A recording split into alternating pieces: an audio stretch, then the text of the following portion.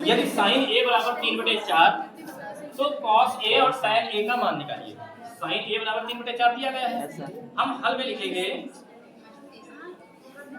Sign ए बराबर 3/4। Sign ए बराबर कितना लिखेंगे? 3/4। 3/4।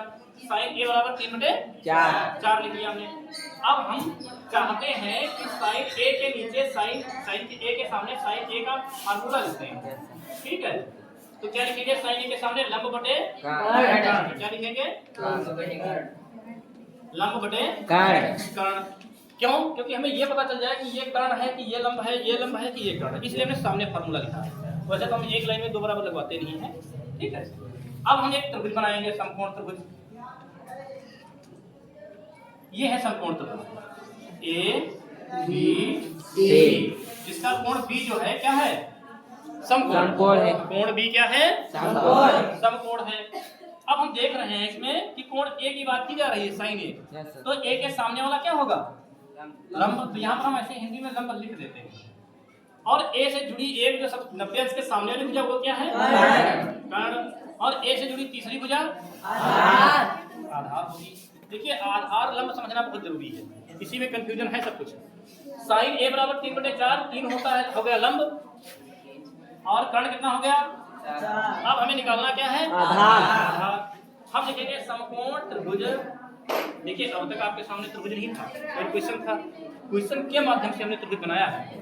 समकोण त्रिभुज ए बी सी में पाइथागोरस प्रमेय से, पाइथागोरस प्रमेय से कर्ण स्क्वायर बराबर क्या हो जाएगा? हाँ, लंब स्क्वायर तो पहले कोई बात नहीं है, बाद में आधार कर दो या पहले आधार कर दो, बाद में लंब कर दो, कोई समस्या नहीं। ठीक है, कोई किसी जाएगा। कर्ण स्क्वायर, कर्ण का नाम क्या है? ए सी का स्क्वायर बराबर लंब का नाम क्या है? बी सी का स्क्वायर प्लस आधार का नाम क्या है? ए बी का स्क्वायर। ए सी का मान कितना दिया गया है? 4 का स्क्वायर। बी सी का मान कितना दिया गया है? 3 का स्क्वायर प्लस ए बी निकालना, ए बी का स्क्वायर। इस पूरे को इधर कोई इधर चिन्ह नहीं बदलेंगे। 3 3 प्लस ए बी स्क्वायर बराबर 4 चक्कू 16। चिन्ह बदलेंगे तब भी यही आएगा, बाद में कटेंगे, तो ऐसे कर देते हैं। ए बी स्क्वायर बराबर 16 माइनस 9, तो ए बी स्क्वायर बराबर कितना हो जाएगा? 7। ए बी बराबर कितना आ जाएगा? रूट में 7। ए बी बराबर कितना आ जाएगा भैया? रूट में 7 आ जाएगा। अब इसके आगे हमें निकालना क्या है? हमको भैया निकालना है cos A। cos A बराबर होता है, cos A बराबर होता है आधार बटे कर्ण। क्या होता है? आधार बटे कर्ण। तो cos A बराबर आधार का नाम क्या है भैया? नाम ए बी बटे कर्ण का नाम ए सी।